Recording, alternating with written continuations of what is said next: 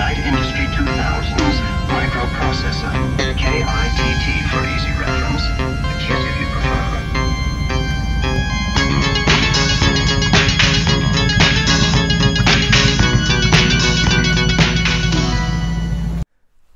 It's all about Knight Rider when I have the huge pleasure of talking to the beautiful Catherine Hickland. Catherine played the role of Stevie Mason in first season episode White Bird, second season episode Let It Be Me, and fourth season episode The Scent of Roses. She also married David Hasselhoff back in the 80s. And this conversation took place in Atlanta during the Southern Nights Atlanta Convention back in July of 2023. And the format is slightly different from what you probably have gotten used to from these interviews. I hope you'll appreciate that I take the back seat and let Catherine do the talking. I am present in the hotel room, as you will see during the interview, but let's leave the talking to Catherine. Enjoy this very much. All right. Yeah, and you make don't myself pretty. You don't. I don't think you need to make. Oh, that's so sweet. Thank you. Well, I am so honored to have been able to play Stevie Mason because the character was just so unique. And I remember growing up, I was watching a show called Starsky and Hutch. And I don't know if you had that where you are, but it was a very big show in the 70s. And and there was a role of a girl that came back to Starsky's life, and they fell in love, and then she ended up dying, and it was just it just affected me so deeply. And I remember the actress's name. I remembered what she looked like forevermore. I mean, it was that impressionable to me. So when this role came up, it actually was my idea, this role. I created the character, but I didn't write the episode.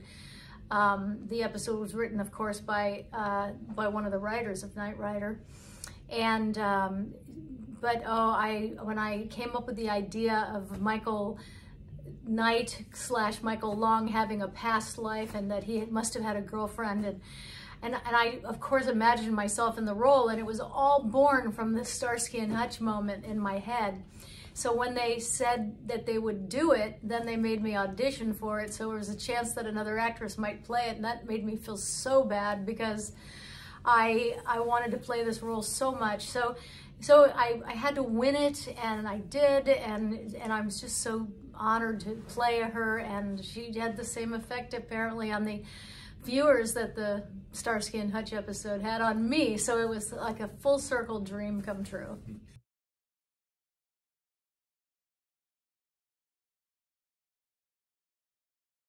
Well, I've always played around with my voice. I never considered myself a singer.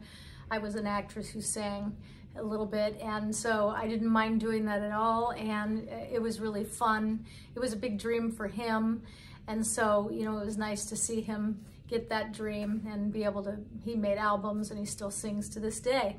For me, it was just really a fun little thing, and it was part of the acting job, and so that's how I looked at it.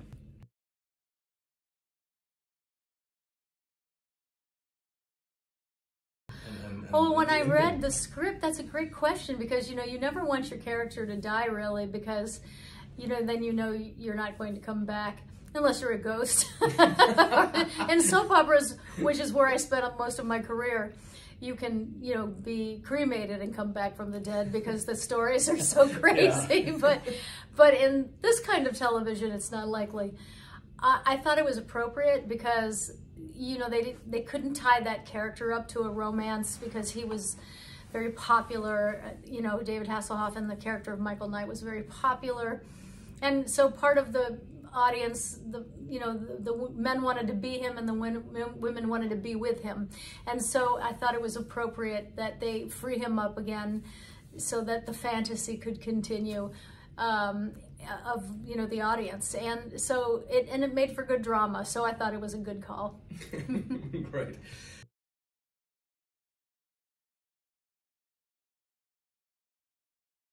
they were long days, and the cast and crew of that show worked so hard, as they all did on those episodic television of the 80s. They only had 6 or 7 days maybe to shoot an entire episode. And you know, you might think, well, that's a lot of time, but it's not, because you're only shooting about 3 pages a day. And especially with a show like Knight Rider, where it was stunt heavy, and it was, you know, there was so much to do, and it was so physical, and with all the stunts they had and the cars, and it was complicated. It was a miracle that they could do what they did. We started, definitely around 5 o'clock in the morning, and you would go till 10 o'clock and 11 o'clock at night, and sometimes even more. And it was a very tight-knit set. Everybody was very close, and it was like a family feeling, so it was a beautiful set to work on. But it has to be, because you're under so much pressure, and they're under that pressure every week. For us, we just come in as a guest star, and it's just pressure for that week. They're under that pressure every week. So it was amazing how nice everybody really was.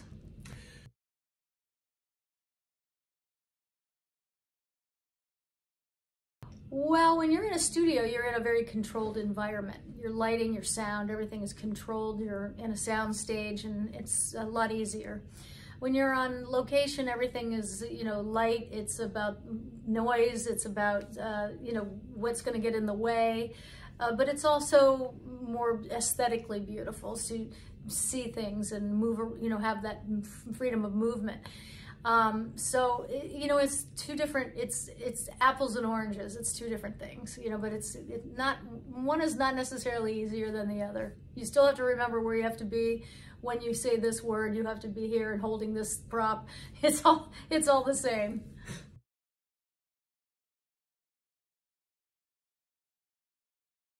Well, as they shoot episodes, they're timing it, so they know if they're overshooting, and they know when they have to cut the script, and they know if they have to add something, or if they want to change a detail, or if something was missed. So you're always going to get rewrites of some sort for some reason. Because I worked in soap operas my whole career, I was so used to having changes given to me at the last minute, and much more because we would shoot a one-hour episode every day. So I was used to that kind of pressure, and you know, but sometimes it was disappointing, because you thought, oh, I don't want to cut that. But it's not your show, it's theirs, so you do what they tell you to do. But yeah, there's always changes due to time and story and facts and things like that.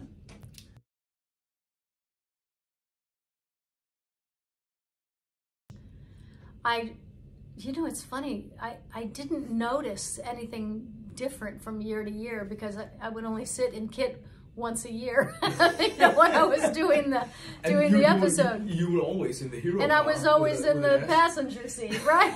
And so I would be, you know, how do you like the new car? And I said, well, it looks the same, you know, because I was a girl, and everything, all the electronics looked the same to me. But I was always enthralled to sit inside of that car. It was such an honor, such an awesome car, and still is.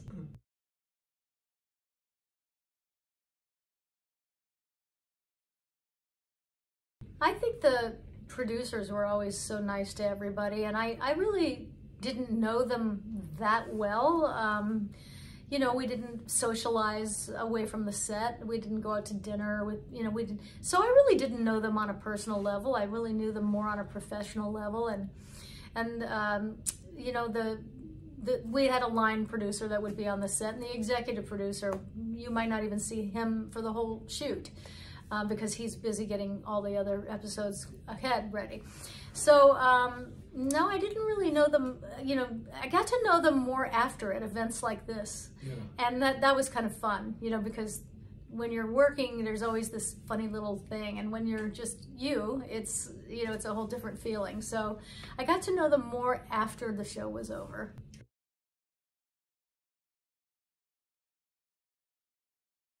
Edward Mulhare was, I don't know, I just felt a real connection to him. I couldn't tell you why. I did grow up watching him on a TV show called The Ghost and Mrs. Muir when I was a little girl.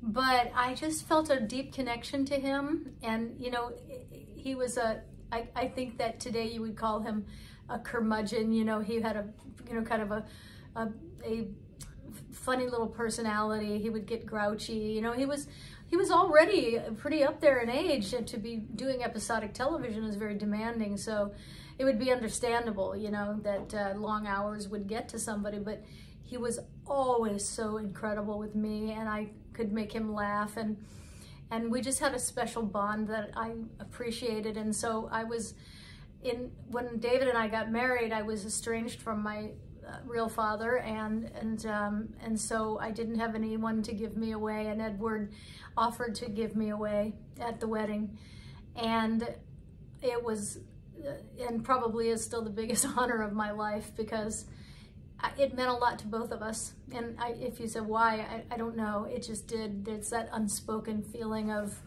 respect and gratitude for it. Yeah.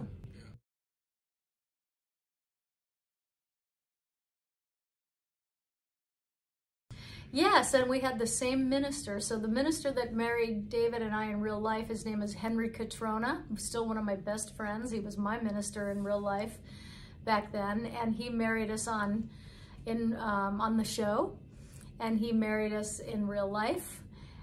We got engaged on the episode of, I think it was not the Scent? I don't remember what episode it was, but we got engaged at, I think after, maybe it was Whitebird, it might have been. And we, you know, he asked me to marry him at the wrap party, and then there was a big cake on the set with a kit car on the top, and then they, you know, and it was so nice, and everybody knew it but me, so it was a shock. And they said, open the hood to the car, and I thought, okay, I don't know why I'm doing that, but I opened the hood of the car, and there was an engagement ring in there. And so we got engaged at the wrap party, and then we were married in 1984. I believe it was March 1984. And Henry Catrona married us in real life, and he married us on Knight Rider. So that was kind of fun.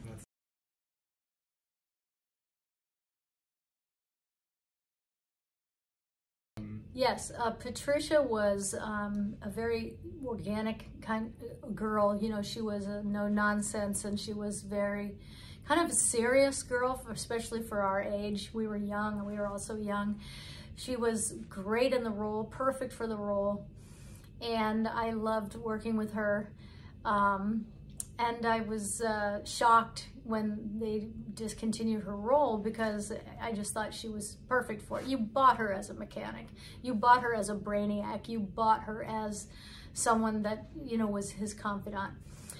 So I really enjoyed Patricia McPherson.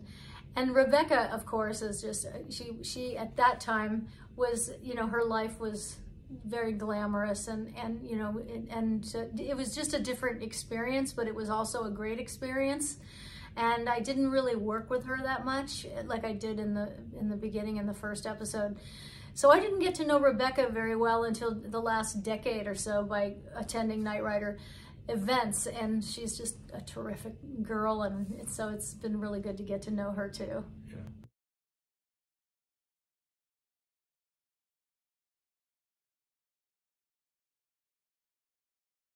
Well, that's a really good question, because I think that there is no preparing anybody for that kind of life change. And when we met each other, we were both on soap operas. He was on The Young and the Restless, and I was on a show called Texas on NBC here. I lived in New York, he lived in LA. And so when we got together, he was just getting ready to leave the soap opera because he was going to try his hand at other things. And Knight Rider came along pretty quick, and there was no predicting really, you know, how fast that show was going to take off, how absolutely huge it was going to be, and how the stardom that would come from that. It is crazy to think that that's not going to change your life, because everything around the person changes. So it's not so much that they change or that you change, but everything around you changes, and that forces the change. Then, of course, you know, you have things you never had before. There's excessive money, there's excessive changes in your life, there's excessive attention on that person. And so, you know, things changed a lot, and it was a challenge, and we didn't make it, but you know, I think that everybody does their best, and it's a lot. It's amazing to me that any marriages do survive that, you know, because things change so drastically. But, you know, it all turned out okay. We're all where we're supposed to be, I think.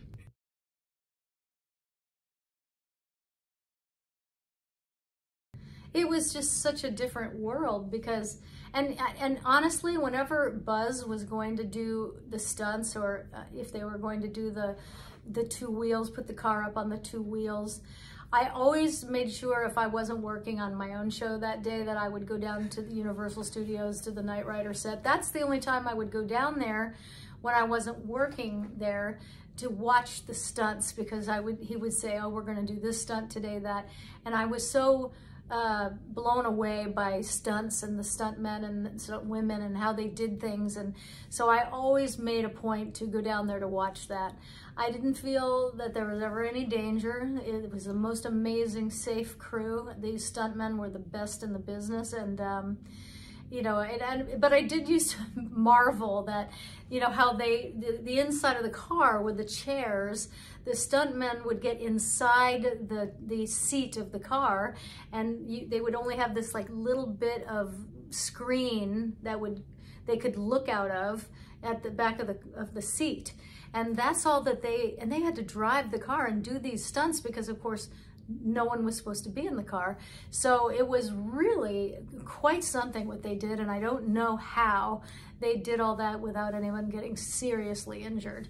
You know, I mean, other shows of the 80s, they had injuries on Airwolf and, you know, and things like that. I think Knight Rider had a pretty good record, as I recall. Yeah.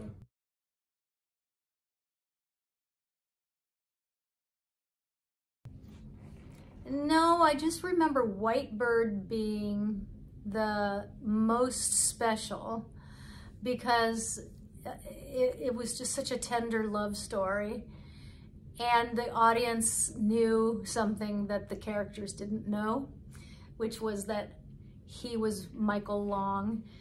I didn't know who he was. The audience did know who he was. You know, it was one of those very special times where you think, it wasn't even until I saw the actual episode that I thought, this is so cool. But I love that when the audience knows something the characters don't. That's a big secret like that. And there was a special, tender, wonderful time. No problems, no incidents. We didn't have any arguments. We didn't, you know, it's really hard to work with your wife or husband on a TV show. It's very difficult because there's so much pressure, and it's already you know, an odd situation, but that's the episode for me that I recall being the happiest making.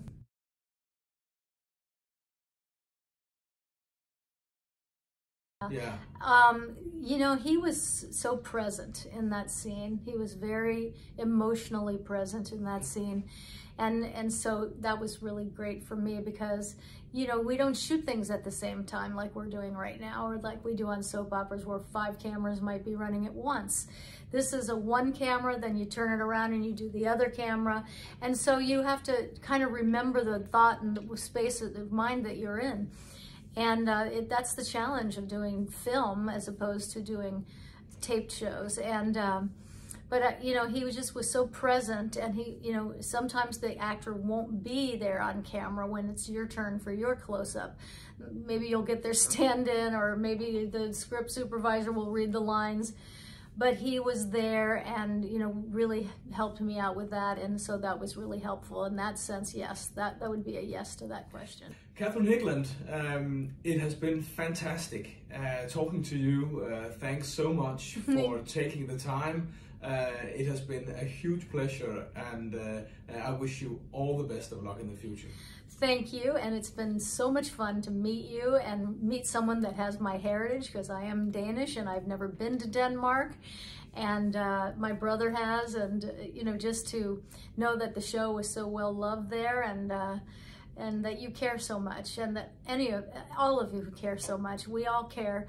It was a great time in television. It was a great show and a great honor to be part of this iconic, incredible show. So thank you very much. You're brilliant. You're so brilliant. Thank you.